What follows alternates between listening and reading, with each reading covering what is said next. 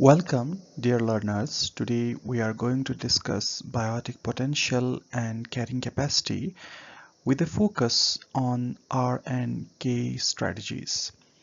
These two concepts are fundamental in understanding how populations grow, stabilize, and interact with their environments. We will explore how species maximize their reproduction, how environments impose natural limits on populations, and how evolutionary strategies determine survival and competition. By the end of this video, you will clearly understand the difference between R and K strategies, why both strategies are important, and how these concepts apply to real-world examples from bacteria to humans and elephants. Let us begin our exploration. Population ecology studies how groups of organisms grow and survive in nature. Two essential concepts are biotic potential, the maximum growth capacity of a species, and carrying capacity, the environment limit on population size. These two forces create balance. Organisms attempt to reproduce as much as possible while the environment imposes restrictions. Species evolve different strategies to cope with these pressures, broadly categorized as R strategies and K strategies. This video introduced you to these strategies, explain how they differ, and provides real-world examples to highlight their ecological importance. Understanding this balance is key to conservation and resource management. Biotic potential is the maximum ability of a species to reproduce under ideal environment conditions. It represents the highest possible growth rate, assuming unlimited food, water, and space with no predators or disease. Factors that influence biotic potential include the age at which an organism first reproduces, the number of offsprings per reproductive cycle, and how often reproduction occurs. For example, bacteria have an extremely high biotic potential because they can divide every 20 minutes, whereas elephants have low biotic potential due to long gestation and fewer offsprings. This concept explains why some species spread rapidly while others remain stable. Biotic potential is shaped by both intrinsic and extrinsic factors. Intrinsic factors include the genetic makeup of a species, reproductive cycle, strategies, and lifespan. Extrinsic factors involve environmental influences such as food availability, predation, climate, and disease. For instance, insects and weeds thrive in favorable conditions because of their high intrinsic potential, while large mammals reproduce slowly regardless of environment. Even with high reproductive capacity, populations may not always reach their biotic potential due to limiting factors. Understanding these influences help us predict which species can rapidly invade new environments and which one remain more stable over time. On the other side, carrying capacity, symbolized as K, is the maximum population size that an environment can support indefinitely without the resource constraints. It represents a balance between the availability of resources and the need of population.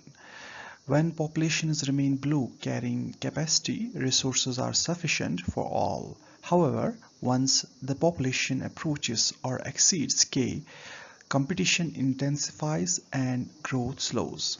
Carrying capacity is not fixed. It can change with environmental conditions, technological advances, or ecosystem disturbances. Recognizing carrying capacity is vital in ecology as it determines long-term sustainability and highlights the limits to unchecked population growth. Carrying capacity shapes population behavior over time. Initially, populations may grow quickly, but as they approach the environmental limit, resources become scarce, leading to slower growth. At carrying capacity, births and deaths balance out, stabilizing the population. However, if populations overshoot carrying capacity, resources get depleted, causing starvation, disease, or even a sudden crash. This has been observed in many ecosystems, such as reindeer introduced to islands with abundant food. They initially grow rapidly, overshoot, and then collapse. These dynamics show why carrying capacity is essential in managing wildlife, agriculture, and even human population sustainably. As we have discussed in earlier videos, population growth can be described by two models, exponential and logistic growth. Exponential growth shows a J-shaped curve occurs when resources are unlimited, leading to rapid population increase. This is common in bacteria or invasive species. Logistic growth shows as an S-shaped curve reflecting more realistic conditions where growth slows as the population nears carrying capacity. The logistic model accounts for limiting factors like food, space, and disease. Natural populations follow the logistic model rather than exponential. These growth curves illustrate how populations adapt to resources availability and why unchecked exponential growth is unsustainable in real ecosystems. Evolution has shaped two distinct survival strategies in response to biotic potential and carrying capacity. R and K selection. R strategists maximize reproductive output, producing more offsprings in hopes that some survive, whereas case strategies, on other hand, invest heavily in fewer offsprings, ensuring high survival rates. These strategies represent two ends of a spectrum rather than rigid categories.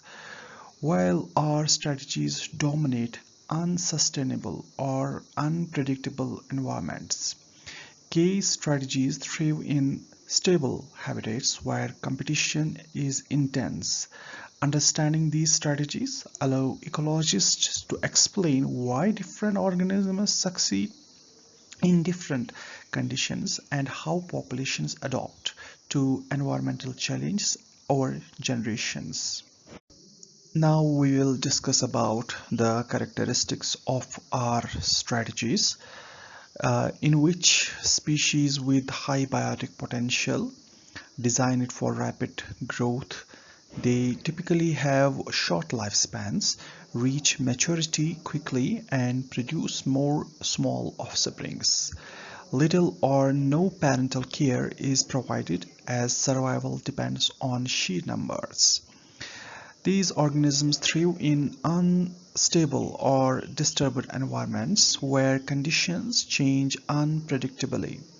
Examples include insects, bacteria, and many annual plants.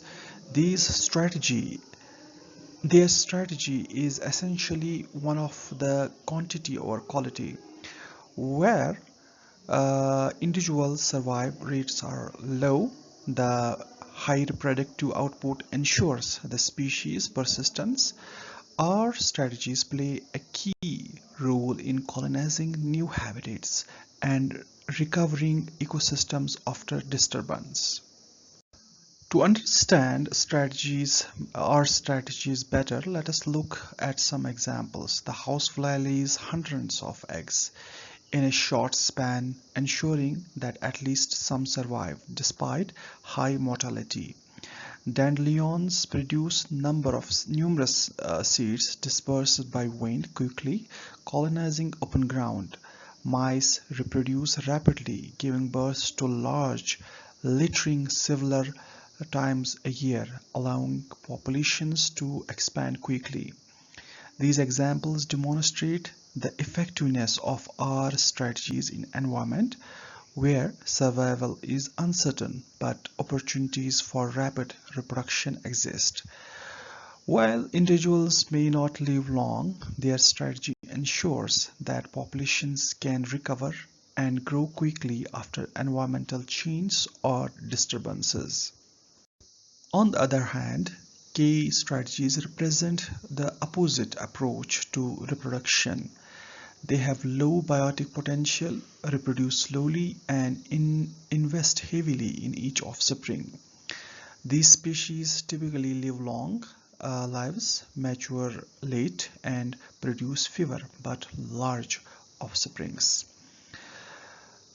Extensive parental care ensures high survival rates, even though the total number of offsprings is small.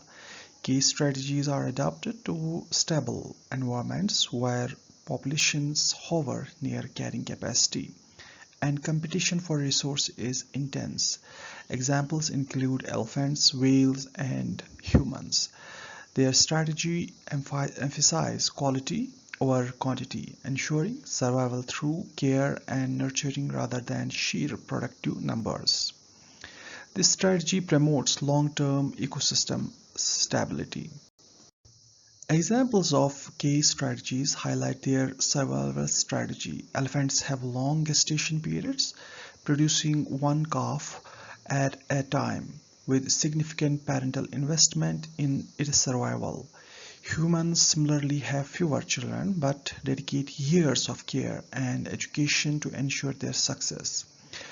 Oak trees, though plants, fit the case strategies but producing fewer seeds compared to the grasses, but investing energy into long-term survival and growth.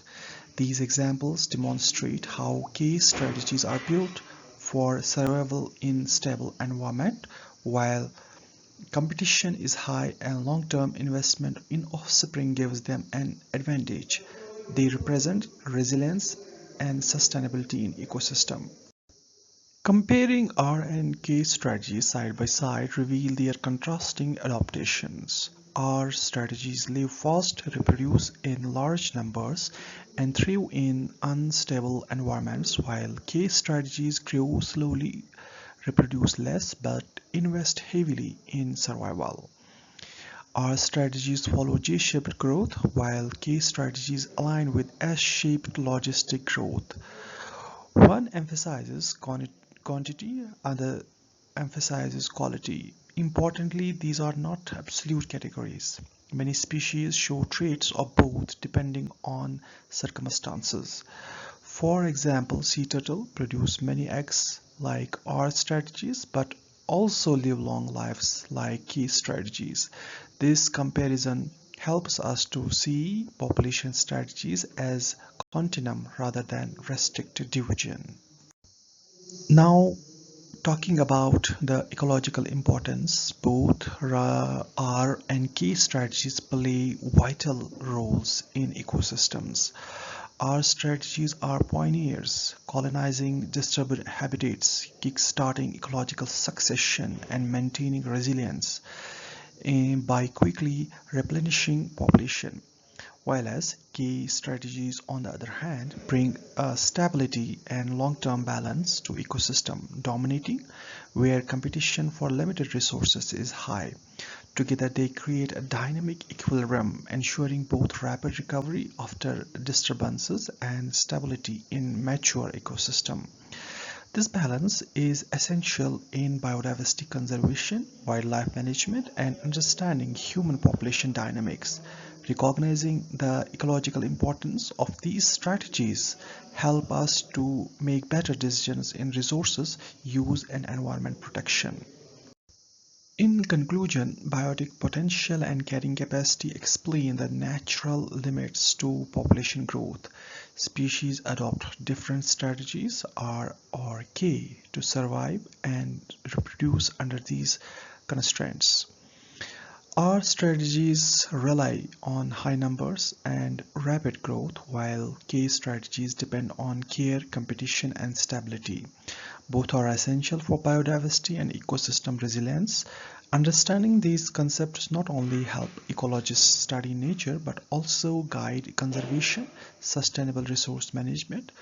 Whether managing fisheries, forestry, or human population, the lessons from R and K strategies remind us of delicate balance between growth and environmental limits. I hope you liked the lecture. Please don't forget to subscribe, like, and share. Thank you.